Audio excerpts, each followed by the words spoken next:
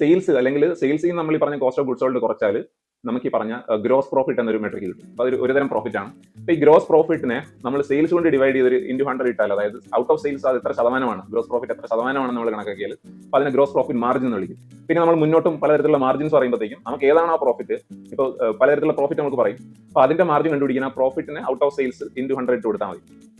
അപ്പോൾ അവിടെ ഈ ഗ്രോസ് പ്രോഫിറ്റ് മാർജിന്റെ ഒരു പ്രാധാന്യം എന്താണെന്ന് പറയാം. ഇപ്പോൾ ഗ്രോസ് പ്രോഫിറ്റ് മാർജിൻ ഫണ്ടമെന്റലി അവർ വിൽക്കുന്ന പ്രൊഡക്റ്റ് മൈനസ് അവരുടെ ഡയറക്റ്റ് ഉണ്ടാകുന്ന കോസ്റ്റുകൾ കുറച്ചുണ്ടാകുന്ന ഒരു പ്രോഫിറ്റാണ് ഞാൻ പറഞ്ഞു. ഇപ്പോൾ ഒരു മൾട്ടി ഇയർ ഡേറ്റ ഉണ്ടെന്ന് വിചാരിക്കുക.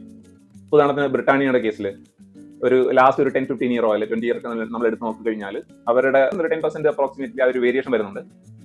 പക്ഷേ ഇപ്പൊ പല സൈക്കിളിലെ ഇപ്പോൾ എക്കണോമി എപ്പോഴും ഒരു സൈക്കിളിൽ നീങ്ങുന്നതായിട്ട് കാണാം. ഇപ്പോൾ ചില സമയത്ത് പാലിന്റെ വില കൂടാം, അല്ലെങ്കിൽ ഗോതമ്പിന്റെ വില കൂടാം, ഇങ്ങനെ റോ മെറ്റീരിയൽ മറ്റുള്ള പാക്കിംഗ് മെറ്റീരിയൽസിന്റെ വില കൂടാം. ഇങ്ങനെയുള്ള പല ടൈപ്പിൽ റോ മെറ്റീരിയൽ ഇൻഫ്ലേഷനോ അല്ലെങ്കിൽ ഇപ്പോൾ ഡയറക്ട് കോസ്റ്റുകൾ കൂടുന്ന ടൈമിൽ അത് ഈ പറഞ്ഞ പ്രൊഡക്റ്റിന്റെ വില അവർക്ക് പാസ് ഓൺ ചെയ്യാൻ പറ്റുന്ന ടൈമിൽ അവർ ഈ പറഞ്ഞ ഗ്രോസ് പ്രോഫിറ്റ് മാർജിൻ ഏകദേശം ഒരു സ്റ്റേബിൾ ആയിരിക്കും. കുറച്ച് വേരിയേഷൻ ഒക്കെ കാണും, പക്ഷേ ഏകദേശം അവർക്ക് ആ ഒരു പ്രൈസ് നിയന്ത്രിക്കാൻ, അല്ലെങ്കിൽ അവരുണ്ടാക്കുന്ന ആ പ്രൊഡക്റ്റിന്റെയോ സർവീസിന്റെ പ്രൈസിൽ അവർക്ക് ഒരു ചെറിയൊരു കൺട്രോൾ ഉണ്ടെന്നാണ് ഈ പറഞ്ഞ കാര്യമായ വേരിയേഷൻ ഗ്രോസ് പ്രോഫിറ്റ് മാർജിനിൽ ഇല്ലാത്ത ഒരു ഇത് കാണിക്കും. ഞാൻ സ്ക്രീനിൽ ഒരു ഡേറ്റ ഞാൻ ഇടാം. സ്ക്രീൻ നമ്മൾ നോക്കുമ്പോഴത്തേക്ക് പറഞ്ഞ ബ്രിട്ടാനിയയുടെ കേസിൽ കാര്യമായ വേരിയേഷൻ ഇല്ലെന്ന് മനസ്സിലാക്കി. കാര്യമെന്ന് വെച്ചാൽ ഒരു 10% വേരിയേഷൻ ഒക്കെ കാണുന്നുള്ളൂ. പക്ഷേ നേരെ മറിച്ച് ഒരു കൊമോഡിറ്റി കമ്പനി, ഒരു ഷുഗർ കമ്പനിയുടെ കേസ് എടുക്കാം. ഇപ്പോൾ ധംപൂർ ഷുഗറിന്റെ പീക്ക് ഗ്രോസ് പ്രോഫിറ്റ് മാർജിൻ നമ്മൾ ഒരു 10-20 ഇയർ പുറന്നോട്ട് കഴിഞ്ഞാൽ അതൊരു 70% നിൽക്കുന്നത് കാണാം. അപ്പോൾ 70% എന്ന് പറഞ്ഞാൽ എപ്പോഴും നിലനിൽക്കുന്നതല്ല. അവർ പീക്ക് ഓഫ് ദ സൈക്കിളിൽ അത്രയും ഗ്രോസ് പ്രോഫിറ്റ് കാണിച്ചിട്ടുണ്ട്. പിന്നെ അവർക്ക് ഈ പറഞ്ഞ ഷുഗറിന്റെ വില ഇടിയും, ഷുഗറിന്റെ പ്രൈസ് നിയന്ത്രിക്കാൻ അവർക്ക് കഴിയില്ല. കാരണം ഷുഗർ ഒരു കൊമോഡിറ്റിയാണ്.